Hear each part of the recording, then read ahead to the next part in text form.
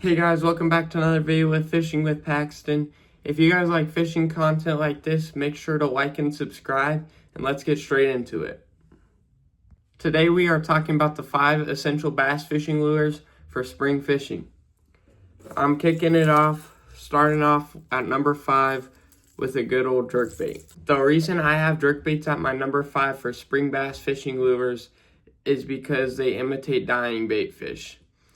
When these bass start to enter that pre-spawn for spring and they start feeding up on bait fish, they're gonna go for the dying ones first because that's less energy they have to spend chasing the bait fish around.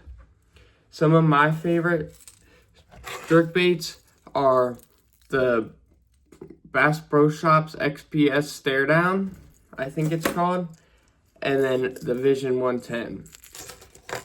The XPS Stare Down is more of a budget-friendly option, and the Vision 110 is a little bit more on that expensive side at $20, I think, depending on where you get it at.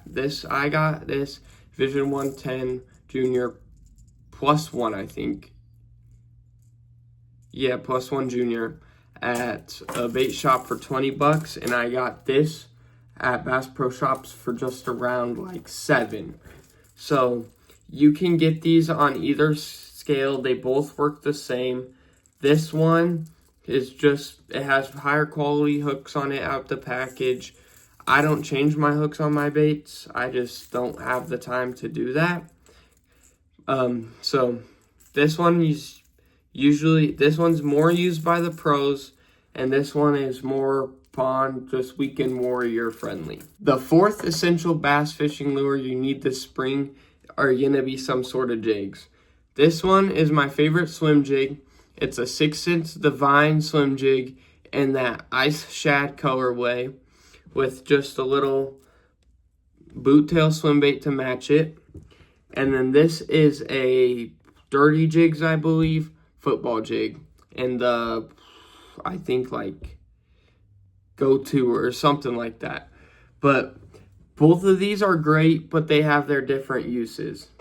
This swim jig is supposed to imitate a bait fish more, and this football jig is supposed to imitate like a bluegill or a crawdad just scraping across the bottom. You have to throw a swim jig around structure usually. Usually you can't just catch a swim jig casting it out into open water at like a lake or your bigger ponds, because the fish just aren't just going to be sitting there in the spring. They're going to be ambushing prey off rock points, from laydowns, docks, what else? Like dead cattails, stuff like that. So this is that's where I would be throwing a swim jig at, and then I'm throwing the football jig where it's rocky or sandy, but usually those hard bottoms without much vegetation, or I'm pitching it next to docks and trying to get a bass to come feed off of it there. Both of these are great, and I think you need to have both of them tied on this spring. The next lures that you need to be having in the bass boat this spring are going to be some sort of crankbait. This one is the XPS. They're just their square bill crankbait in Alabama craw, maybe, I think. And then this is a Bill Lewis lipless crankbait, and I don't know what the color is called, but I fish these different than what you think. This one, you think he's just reeling it in. Yes, that's exactly what I'm doing. But when I'm reeling this in, I'm throwing it up next to structure like the swim jig to try and get one of those fish to come off and just get a reaction strike on the bait. I'm also throwing it up shallow and getting it to dig into that bottom and get deflections to cause that reaction strike from roaming around fish. You're probably thinking I'm doing about the same thing with this, just fishing it with open water over those big grass flats.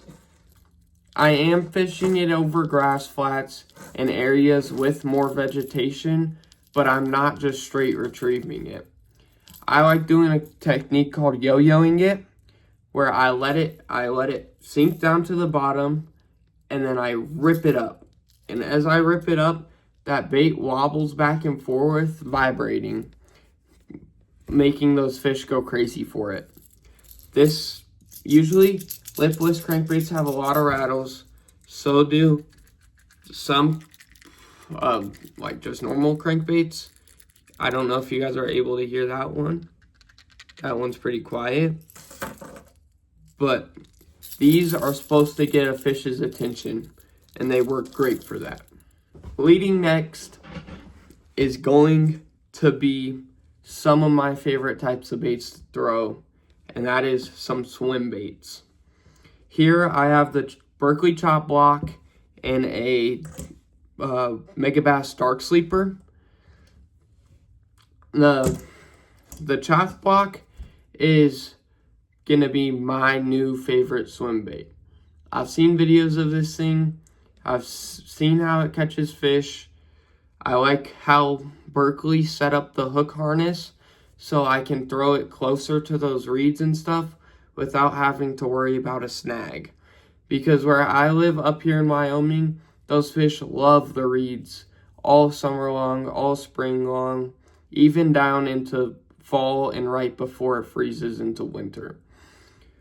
So this bait is going to be great. You guys are going to see a lot of videos with this bait being thrown. And next up is the Dark Sleeper. I have this colorway, which is more of a rainbow trout colorway. We have a lot of trout here in Wyoming. And then I also have a bluegill colorway in my tackle box. The bluegill colorway has almost my PB. It was so close. My PB was just like, it was 0.2 pounds heavier than my PB, or 2 pounds lighter than my PB. And that was rough. I wish I was able to break my PB that day. But both great baits, and now I'm going to talk about how to fish them. This, in the name, Chop Block. It is a chop glide bait. The cool thing about it is it's soft. I can flex it and bend it around so those fish can almost guarantee getting a hook in their mouth. If you don't know what chopping is when, so I cast it out there and I twitch my reel. I go like this with my reel, like I'm holding it, and I half turn, half turn, half turn, half turn. And that causes that bait to dart off side to side, and it does it quick. Oh, sorry guys, I'm getting hooks in my hand trying to show you. But I half turn, it darts, and it darts, and it darts. And this is helpful because you can keep that bait in the strike zone for a lot longer than you can keep a swim jig for, because the swim jig you have to keep retrieving for it to work. This, I could dart it one way and let it sit for a while, depending on how heavy your glide bait is and if it's sinking or floating. This Dark Sleeper, I fish a lot, I fish lipless crankbait and sometimes a football jig, where I let it fall to the bottom and then I pick it up and let it fall back, because that mimics a bait fish dying, in my opinion, because that bait fish is darting up and then falling back down to the bottom, darting up, falling back down, and that's just an easy little meal for the bass because they don't have to chase a healthy, strong bait fish. But sometimes also I let it fall all the way to the bottom, then I pop it up and I just straight retrieve, so it's maybe 6 inches off the bottom, and those bass that are just hugged to bottom see it and it can get a reaction strike for them. Last but not least is bladed jigs. These might be the greatest lures of all time, in my opinion. This white colorway for the original chatterbait holds my PB of 4 pounds and 2 ounces. This one is a new one. I don't know what's going on here. I seen it on Bass Pro. It's got an underspin with it. You guys will be seeing a video checking this bait out very soon as I can go bass fishing. But chatterbaits are great. There's multiple ways you can retrieve it too. You can cast it out there and just as soon as it hits, like, let it hit the water and then start your retrieve and just keep it in the same spot in the water column and just you need to be reeling fast enough so this little blade on top wiggles back and forth, giving the name chatterbait. Or you can also cast it, let it hit bottom, pop it up, and straight retrieve like I was talking about with the the Dark Sleeper. Chatterbaits are great. You need to have trailers for these though. So now I'm gonna go over trailers for all of these jigs and give you some tips for the swim jig. Even though I have swim baits on my swim jigs, I don't believe in anything else except for sometimes like a dual, like a craw, like a raised craw. But for chatterbaits, I'm usually throwing a swim bait trailer, like a fluke style trailer, or even like a rage bug, or what are those called? The Googan something, the Googan creature bait they have. Those are one of mine. Those are some of my favorite trailers. When I'm throwing white, imitating those more smaller bait fish, I'm going with a spook tail swim bait or a fluke style bait. You'll never see me throwing a creature bait or like a speed craw or anything on a white chatterbait because that's just not what bait fish look like. On the other hand, my green pumpkins, I'm throwing a creature bait on mainly, sometimes a swim bait, because I'm going more for a bluegill look when I throw one of these instead of that little bait fish look.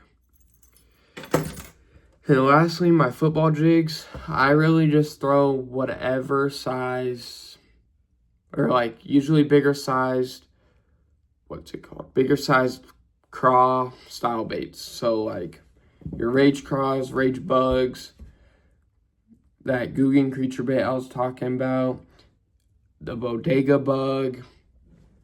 Those are just some of my favorite trailers to name them right now. Thank you guys for watching today's video. Make sure to go like and subscribe. It's free. And you can always unsubscribe if you end up not liking my channel. I hope you guys have a great day, and I'll see you guys next time.